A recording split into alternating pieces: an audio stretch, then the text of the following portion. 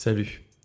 La chaîne YouTube Vlanx a fait une petite vidéo intitulée « Le développement personnel est-il de droite ?» J'ai sous-titré ma vidéo « Réponse à Vlanx » mais en réalité, je ne cherche pas à lancer un clash. Je ne veux absolument pas présumer de sa position. Je ne fais que rebondir. Bon, le développement personnel est-il de droite? Je trouve cette question très riche, parce qu'elle interroge l'idée qu'on se fait de la responsabilité individuelle. Au fond, le problème sous-jacent, c'est dans quelle mesure un individu est-il responsable de ses échecs et de ses succès? Une question absolument fascinante à mes yeux. Comme Vlanx, je vois bien l'opposition droite-gauche se résumer schématiquement ainsi. Monsieur X a des problèmes d'argent et un métier pénible. Il souffre de sa situation. Si on veut simplifier, une lecture de gauche dira « Monsieur X n'a pas eu de chance. La société a échoué à lui donner des opportunités qui lui auraient permis de vivre une vie satisfaisante. » De l'autre côté, une lecture de droite aura tendance à responsabiliser l'individu et à décréter que Monsieur X n'a pas assez travaillé ou, comme Vlanx le dit si bien dans sa vidéo, ne s'est pas donné les moyens de réussir. Cette expression est très révélatrice. Donc l'idée, c'est que le développement personnel encourage cette responsabilisation de l'individu. Sans surprise, la version la plus caricaturale vient des États-Unis. Là, l'individu peut se faire tout seul, il est entièrement maître de son destin. Ça peut aller très loin puisque parfois, on sous-entend carrément que l'individu pourrait choisir ses émotions, ce qui peut vite déborder en « Si t'es triste, c'est de ta faute ». Je me retrouve globalement dans la critique qu'il formule à l'égard de ces pratiques. Mais à un moment donné, il dit quelque chose qui m'embête un peu. Il est quand même très rare que ce qui nous arrive soit 100% issu de circonstances extérieures. Je ne remets pas en question le reste de la vidéo, je veux simplement me concentrer sur cette phrase. Alors, pourquoi ça m'embête? Il y a deux problèmes à mes yeux, un petit et un gros. Le petit problème dans cette phrase, c'est les 100%. Je crois que ça vaut le coup d'interroger cette possible quantification. Peut-on estimer précisément la part qui tient à des circonstances extérieures? J'en doute. Et en plus, si on pouvait, ça poserait une autre question qui n'est pas soulevée ici. À partir de quel pourcentage peut-on déclarer qu'il y a responsabilité individuelle? Si la situation de Monsieur X tient à 89% à des circonstances extérieures, quelle est la signification éthique ou existentielle des 11%? À quelle marge de manœuvre correspondent ces 11%? Qu'est-ce que ça m'apprend de sa responsabilité individuelle? Pour le dire autrement, qu'est-ce que je suis désormais en droit d'attendre ou d'exiger de Monsieur X? Et d'un point de vue plus politique, jusqu'où la société doit-elle aider Monsieur X? Pour schématiser, si la situation de Monsieur X tient à 100% de circonstances extérieures, alors il n'est en rien responsable de ce qui lui arrive. Si elle tient à 0% de circonstances extérieures, alors il est entièrement responsable. Mais évidemment, on n'a pas seulement trois options, 0, 100 et entre les deux. On a un nombre infini d'options, 0, 100 et tout ce qu'il y a entre les deux. Donc ça fait beaucoup de situations différentes à considérer. Rares sont ceux qui défendent l'idée qu'une situation est 0% issue de circonstances extérieures. Généralement, tout le monde admet une part de hasard. Ils sont peut-être un peu plus nombreux, mais pas beaucoup plus, à défendre une position totalement déterministe, selon laquelle une situation est toujours 100% issue de circonstances extérieures. Le plus souvent, donc, on met en avant la position intermédiaire comme étant la plus raisonnable. Mais sauf que, comme on le voit, dans la foulée, il y a un énorme coût théorique, un truc que personne n'a les moyens de payer. Il faudrait pouvoir identifier toutes les causes à l'origine de la situation de Monsieur X, pour pouvoir quantifier rigoureusement la part d'extériorité, et il faudrait savoir quelles sont les différentes significations politiques des différentes proportions. Si on décrète que la situation de Monsieur X tient à 92% de circonstances extérieures ou à 24%, cela devrait logiquement engendrer deux lectures différentes de la société. Lesquelles? J'ai peut-être l'air de pinailler, mais en fait, je crois sincèrement que ça rend cette position théorique inopérante. Elle paraît nuancée à première vue, mais rapidement, on se rend compte qu'elle est en fait stérile, parce qu'elle ne débouche sur aucune solution. Elle ne permet pas l'émergence d'un modèle de résolution du problème. Au contraire même, elle soulève d'autres problèmes super difficiles et qui risquent de nous paralyser. Dire c'est entre 0% et 100%, ça empêche de répondre à la question qu'on posait au début. Dans quelle mesure un individu est-il responsable de ses échecs et de ses succès? Et ça empêche aussi d'éclairer sa cousine. Quelle est la part de responsabilité de la société dans l'échec ou le succès d'un individu? Or, c'est bien là toute la question, non? Ça, c'est ce que j'appelle le petit problème, ce qui n'est déjà pas rien.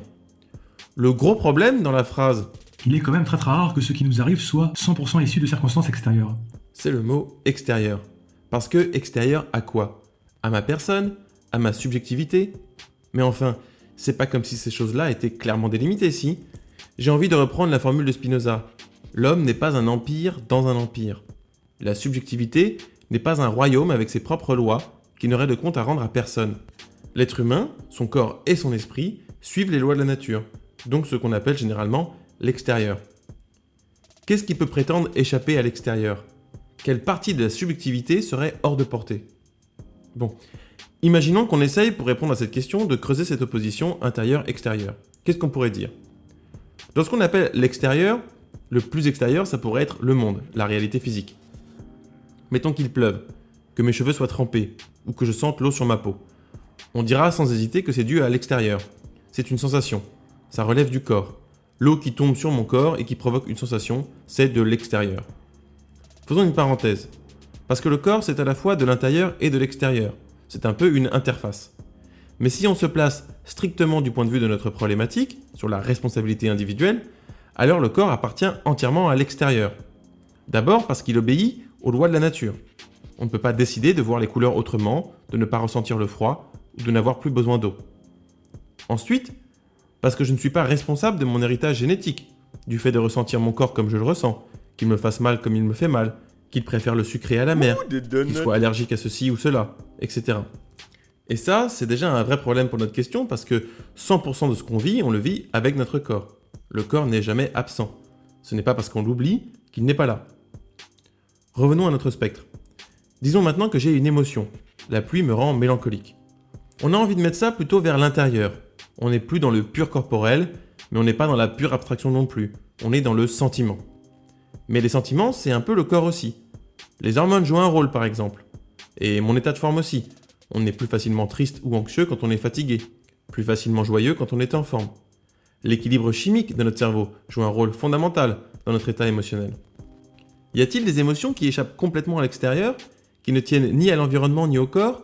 Je ne sais pas, et j'en doute. Ce qui nous semble encore plus intérieur, ce sont les idées, les raisonnements. Mais je ne suis pas tellement plus convaincu que ça échappe à l'extérieur. Tout semble indiquer que la pensée est produite par le cerveau, donc par un organe, donc qu'elle dépend du corps, de la forme de cet organe. Le cerveau est-il en bonne santé ? Est-ce qu'on l'a bien stimulé dans la petite enfance ? Est-ce qu'il a été entouré par des influences bénéfiques ? Etc. etc. Comment décréter que Monsieur X pourrait penser autrement, à partir du moment où 1. Sa pensée est intégralement produite par un cerveau, 2. Le cerveau de Monsieur X est le résultat d'une succession de stimulations et d'événements, depuis sa naissance jusqu'à aujourd'hui, 3. On peut sans risque affirmer qu'il n'avait aucun contrôle sur les premières stimulations, 4. On peut imaginer que les premières stimulations orientent la disposition cérébrale, ce qui définit donc les possibles stimulations futures. Alors je ne pige pas où serait cet intérieur qui échapperait à tout ça et permettrait ainsi d'identifier une responsabilité individuelle. À quel âge devient-on responsable de son potentiel individuel ? À 18 ans ? Mais à 18 ans, on hérite d'un corps et d'un cerveau avec des capacités et des limites issues de 18 années de stimulations diverses. Si je suis tombé de mon berceau à 1 an, la tête la première sur le carrelage. Si mes parents m'ont expliqué toute mon enfance que la France est le plus beau pays du monde et qu'il faut le protéger des étrangers. Si j'ai passé toute mon adolescence entouré de gens qui pensent pareil. Cela a orienté et limité mon développement cognitif. Quand et comment suis-je censé développer la force de transgresser mes limites ? Mes limites ne définissent-elles pas justement la possibilité de leur dépassement ? Tant qu'on n'a pas une réponse claire à ces questions, il me paraît difficile de se prononcer sur la part de responsabilité d'un individu. Personne ne passe une vie sans rencontrer des obstacles à son développement. Personne ne devient adulte sans un lourd bagage. J'ai peur qu'on sous-estime son poids. Que reste-t-il ? La volonté ? Il serait bien naïf d'imaginer qu'il existe quelque chose comme une énergie à disposition, la volonté, et qu'on choisirait librement d'en user ou non. La volonté est une capacité, une puissance, et donc elle aussi dépend largement de l'environnement, de notre corps, etc. Je comprends bien qu'on ne lâche pas cette idée, parce que la volonté nous apparaît comme le lieu d'expression de notre subjectivité. On a l'impression que c'est là qu'on existe. Quand je dis je fais référence à cette instance qui peut décider. Et quand je veux quelque chose, j'ai l'impression que j'ai décidé de vouloir. C'est notre intuition qu'il y a un libre arbitre. Mais là, j'ai envie de dire, une affirmation extraordinaire demande des preuves extraordinaires. Affirmer qu'un être humain puisse prendre des décisions librement, que la volonté est libre, c'est, compte tenu de ce qu'on sait, une affirmation extraordinaire. Je demande des preuves. Je sais qu'on en a une impression très forte, mais à part cette intuition subjective, qu'est-ce qui nous garantit qu'il existe bien quelque chose comme une frontière nette entre intérieur et extérieur ? Et si la limite n'est pas nette, ne faut-il pas l'abandonner ? car c'est cette limite qui définit la marge de manœuvre que nous avons sur la réalité, donc par extension, notre responsabilité. Si on continue d'attribuer une responsabilité aux individus, on ferait bien de garder à l'esprit que c'est une projection uniquement fondée sur notre intuition personnelle. C'est pas hyper solide quoi, surtout pour un jugement moral et politique. A-t-on vraiment envie de défendre une lecture politique fondée sur une conception aussi naïve de la subjectivité ? Je sais que l'idée selon laquelle notre situation est toujours issue de 100% de circonstances extérieures est perturbante. Je sais que nous avons le réflexe de la rejeter. Mais ça vaut le coup d'interroger ce rejet, de se demander sur quoi il se fonde. Donc, pour en revenir à la question initiale, le développement personnel est-il de droite ? Oui, s'il participe à cette responsabilisation à l'extrême de l'individu, s'il entretient la croyance dans le libre arbitre, bref, s'il implique que l'individu est l'auteur de sa réussite et s'il minimise l'importance de l'environnement à l'intérieur duquel l'individu évolue. Et non, il n'est pas de droite si ce développement met justement l'accent sur la tyrannie individualiste et compétitive afin de nous en libérer et de nous rendre plus altruistes. Donc, s'il met l'accent sur l'importance du social et du collectif. Vous avez peut-être l'impression que cette description ne correspond à rien, un développement personnel qui se voudrait à la fois psychologique et politique. Mais je connais une chaîne YouTube qui fait ça. Bah oui, en un sens, comme je l'explique dans la présentation, c'est ce que je cherche à faire ici, en proposant des manières de voir les choses, en attaquant le narcissisme hypertrophié d'aujourd'hui. Et c'est ça la signification du mème que j'ai mis en intro. Je crois qu'une excellente manière de travailler et être heureux consiste à se préoccuper un peu moins de soi et un peu plus des autres. Un peu comme un cercle vertueux. Moins je considère que l'individu est responsable de ses succès et de ses échecs, moins je me mets la pression, moins je juge autrui, et plus je suis enclin à travailler à ce que l'environnement soit favorable au développement de chacun. Le développement personnel peut donc être de gauche à deux conditions. 1. S'il cherche à développer un ethos, c'est-à-dire une manière de vivre, un caractère à forte dimension altruiste. Et 2. S'il ne minimise pas l'importance du militantisme politique et des luttes sociales. S'il ne perd pas de vue qu'on ne fait jamais rien tout seul, qu'on est toujours lié à son environnement. C'est d'ailleurs ce qu'on trouve chez les Grecs. Pour Aristote, l'accès à la sagesse passe par l'engagement politique. Et chez les stoïciens, comme on l'a vu ici, il s'agit d'apprendre à mieux vivre, parfois même avec des exercices à pratiquer tous les jours. Ça peut sembler égocentrique, mais ça débouche au contraire sur une position politique plus altruiste qu'individualiste. On pourrait être tenté d'avancer l'hypothèse selon laquelle il est peut-être indispensable de travailler sur soi pour se défaire de l'éthos par défaut, c'est-à-dire la disposition mentale et le système de valeurs que la société dans laquelle on est nous impose sans que l'on s'en rende compte. Peut-être que l'idéologie dominante d'aujourd'hui est de droite et que ça demande des efforts pour s'en libérer. Il faut travailler sur soi pour adopter de nouveaux réflexes, pour développer une nouvelle sensibilité, peut-être moins individualiste justement. C'est pas le développement personnel, mais l'idée que l'individu ne doit compter que sur lui-même qui est de droite. Parce que le problème, c'est qu'en disant « Vous devez vous en sortir tout seul », on dit aussi implicitement « Vous n'avez pas à aider les autres, eux aussi sont censés s'en sortir seuls ». C'est d'autant plus embêtant sur le plan théorique qu'on manque de preuves pour fonder l'existence d'une marge de manœuvre.